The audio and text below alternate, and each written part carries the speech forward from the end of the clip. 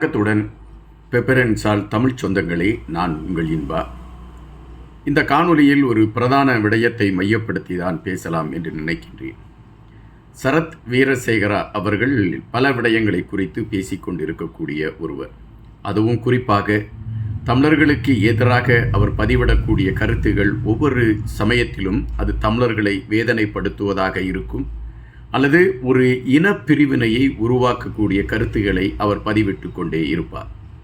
தன்னை சிங்கள தலைவர்களில் ஒரு முதன்மையான தலைவர்களாக தன்னை அடையாளப்படுத்தி கொள்ள வேண்டும் என்கின்ற ஆசை ஒருவேளை அவரிடம் இருக்கலாம், அல்லது தொடர்ச்சியாக இந்த சபையிலே பேசப்படாத ஒரு நபராக நாம் இருக்கிறோம், இதுபோன்ற கருத்துக்களை எடுத்து வைத்தால் நம்மை குறித்து பேசுவார்களே என்கின்ற எண்ணம் கூட சரத் வீரசேகரா அவர்களுக்கு இருக்கலாம். தற்பொழுது அவர் எடுத்து வைத்திருக்கக்கூடிய ஒரு விடயம்தான் பெரிய அதிர்வலைகளை ஏற்படுத்தி இருக்கின்றது.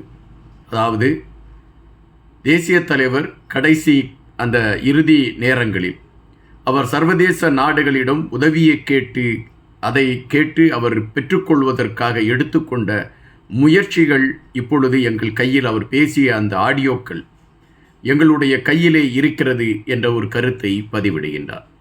அதாவது, அந்த ரேடர் கருவியின் மூலம் நாங்கள் அந்த குரல் பதிவை பெற்றுக்கொண்டு அந்த தேசிய தலைவர் கடைசி நிமிடத்தில் இறப்பதற்கு அரை மணி நேரத்திற்கு முன்பாக அவர் எந்த நாடுகளோடு தன்னை மீட்டுக்கொண்டு செல்ல வேண்டும் என்கின்ற விடயங்களை மையப்படுத்தி பேசிக்கொண்டிருந்தார் என்கின்ற கருத்துக்களை உள்வாங்கிய அந்த குரல் பதிவு இருக்கிறது என்ற செய்தியை அவர் பதிவிட்டிருக்கின்றார். இந்த செய்தியை பார்க்கின்ற பொழுது சரத் வீரசேகரா அவர்கள் இதுவரை ஏன் மௌனம் காத்தார் என்ற கேள்வியை நாம் வைக்க வேண்டியதிருக்கிறது. ஆனால் அதற்கான விடைகள் கிடைக்காது என்பது நமக்கு தெரியும்.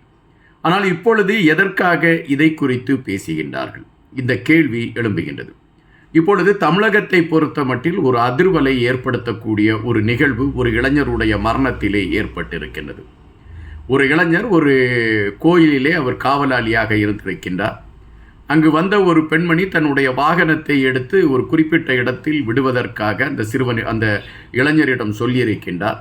அந்த இளைஞர் வாகனத்தை எடுத்து விட சென்றிருக்கின்றார். அதன் பின்பு அந்த இளைஞர் இறங்கி தன்னுடைய அந்த வாகனத்தின் சாவியை அந்த பெண்மணியிடம் கொடுத்திருக்கின்றார். அந்த பெண்மணி திடீரென்று தன்னுடைய வாகனத்திற்குள் சென்று பார்க்கின்ற பொழுது வாகனத்திற்குள் தன்னுடைய கைப்பையில் வைத்திருந்த 9 சவரன் நகை காணவில்லை என்ற ஒரு புகாரை கொடுக்கின்றார். இந்த புகாரின் அடிப்படையில் காவல்துறை அந்த இளைஞரை அழைத்து கொண்டு போய் விசாரணை செய்கின்றது. அந்த விசாரணையில் அந்த இளைஞர் கடுமையாக தாக்கப்பட்டு மரணத்தை தழுவி விடுகின்றார். இது இன்று தமிழகத்திலே ஒரு பெரும் பேசுபடு பொருளாக மாறி இருக்கிறது என்பதை விட ஆண்டு கொண்டிருக்கக்கூடிய திராவிட முன்னேற்றக் கழகத்திற்கு அதிர்வலைகளை ஏற்படுத்தக்கூடிய ஒரு களத்தை அது கொண்டு வந்து நிறுத்தியிருக்கிறது. அதாவது, முதலமைச்சர் கையில்தான் காவல்துறை இருக்கிறது. அந்த முதலமைச்சர் இதுபோன்ற செயல்பாடுகளை கவனிக்க தவறிவிட்டால் தன்னுடைய பதவியை தார்மீக பொறுப்பேற்றுவிட்டு அவர் வெளியேறுவதுதான் சிறப்பு என்று சவுக்கு சங்கர் போன்றவர்கள் எல்லாம் கருத்துக்களை பதிவிடக்கூடிய ஒரு நிலைமைக்கு அந்த போராட்டம் மாறியிருக்கிறது. அந்த இளைஞருடைய மரணம் பெரும் பாதிப்பை ஏற்படுத்தியிருக்கிறது. இலங்கையை பொறுத்த மட்டில் தற்பொழுது இலங்கை ஆட்சியாளர்களுக்கு ஒரு பேரிடியாக மாறியிருக்கக்கூடிய விடயம் செம்மணியில் நடந்த கொடூரம்.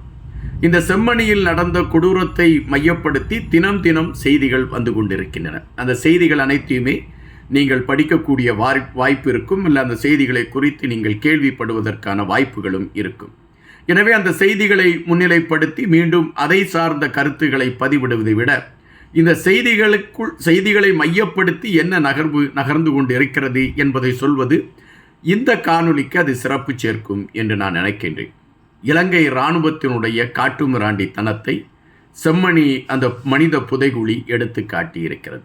பச்சிளம் குழந்தைகள், அவர்கள் விளையாடி கொண்டிருந்த விளையாட்டு பொருட்கள், இவைகள் அனைத்தையுமே அந்த குழந்தைகளை உயிரோடு புதைத்திருக்கக்கூடிய அந்த கொடூர காட்சிகள் மனதிற்குள் அதிர்வலைகளை ஏற்படுத்தி கொண்டிருக்கின்றன.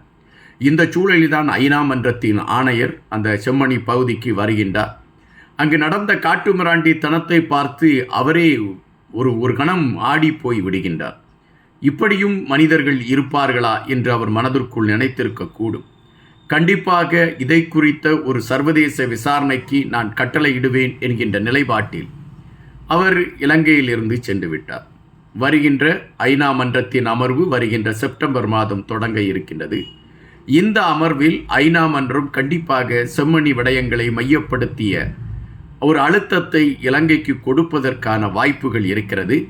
இலங்கை இராணுவத்தின் மீதும் குற்றச்சாட்டுகள் பதிவாகி அந்த காட்டு மிராண்டிகளை அடையாளப்படுத்தக்கூடிய ஒரு களமும் உருவாகும் என்கின்ற நிலைப்பாடு நீடித்து கொண்டு இருக்கின்றது.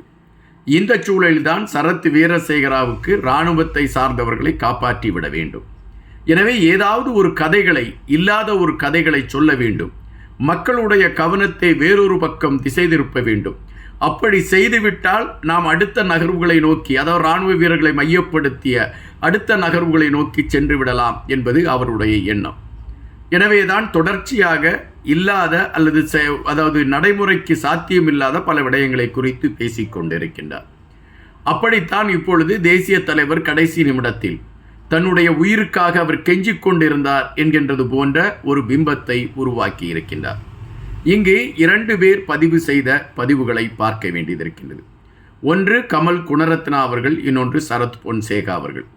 இவர்கள் 2 பேரும் பதிவிட்டதில் கடைசி நிமிடம் அவர் எச்சூழலும் பின்வாங்கக்கூடாது என்பதில் மிக நிலைப்பாடோடு செயல்படக்கூடிய ஒரு களத்தை எடுத்து கொண்டு இருந்தார். அப்படிப்பட்ட ஒரு மாவீரனை எங்களுடைய வரலாற்றில் பார்க்கவில்லை என்று அவர்கள் பதிவு செய்திருந்த விடயங்களை நாம் பார்த்திருக்கின்றோம். பல செய்திகளில் அவர்கள் இதை பதிவு செய்திருக்கின்றார்கள். ஆனால் இப்பொழுது சரத் வீரசேகரா, என்னிடம் குரல் பதிவு இருக்கிறது, அவர் கடைசி அரை மணி நேரத்திற்கு முன்பு என்ன பேசினார் என்பதை மையப்படுத்திய அந்த குரல் பதிவு என்னிடம் இருக்கிறது. எனவே தமிழர்கள் இங்கு இலங்கை இராணுவத்தை சார்ந்தவர்கள் தவறு செய்துவிட்டார்கள் என்கின்ற விடயத்தை மையப்படுத்தி கொண்டு செம்மணி மனித புதைகுழியை கையில் எடுத்துக்கொண்டு அவர்கள் அதனை முன்னிலை களமாக வைத்து கொண்டு இலங்கை இராணுவத்திற்கு எதிராக செயல்படக்கூடிய எந்த விடயங்களையும் அனுமதிப்பதற்கு நாங்கள் தயாராக இல்லை என்று காட்டமாக பதிவு செய்திருக்கின்றார். இது சரத் வீரசேகராவுடைய பதிவு என்று புறந்தள்ள முடியாது. சிங்கள தலைவர்கள் பெரும்பாலானவர்கள் இப்பொழுது இடுகின்ற ஓலமே இதுவாகத்தான் இருக்கிறது. செம்மணி மனித புதைகுழி அவர்கள் நினைக்கவில்லை இப்படி ஒரு மாற்றத்தை சந்தித்து தங்களுக்கு எதிராக அது திரும்பும் என்ற எண்ணம் அவர்கள் மனதில் இல்லை. ஆனால் ஐநா மன்றத்தின் ஆணையர் வந்தபின் இது இப்பொழுது சர்வதேசத்தை எட்டி இருக்கக்கூடிய ஒரு களத்தை கொண்டதாக அமைந்திருக்கின்றது. எனவே இலங்கை இராணுவம் ஒட்டுமொத்தமாக இந்த மண்ணில் அவர்கள் கட்டவிழ்த்து விட்டிருக்கக்கூடிய கொடூர செயல்களுக்கான ஆதாரங்களாக இவைகள் இருக்கிறது என்கின்ற விடயம் அழுத்தமாக பதிவாகி கொண்டிருக்கின்றன. எனவே இதை குறித்து திசை திருப்ப வேண்டும், இதை வேறொரு கோணத்தில் கொண்டு செல்ல வேண்டும் என்கின்ற நிலைப்பாட்டை எடுத்துக்கொண்டு சிங்கள தலைவர்கள் இப்பொழுது பிதட்ட ஆரம்பித்திருக்கின்றார்கள். அந்த பிதட்டலின் உச்சமாகத்தான் இப்பொழுது சரத் வீரசேகராவுடைய பிதட்டலையும் நாம் பார்க்க வேண்டியதாக இருக்கின்றது. இன்னும் இதுபோன்ற பல உளறல்களை நாம் கேட்பதற்கான வாய்ப்புகள் இருக்கிறது. காத்திருப்போம். இன்னும் பல செய்திகளோடு உங்களை சந்திக்கின்றேன். நன்றியுடன் இன்பா.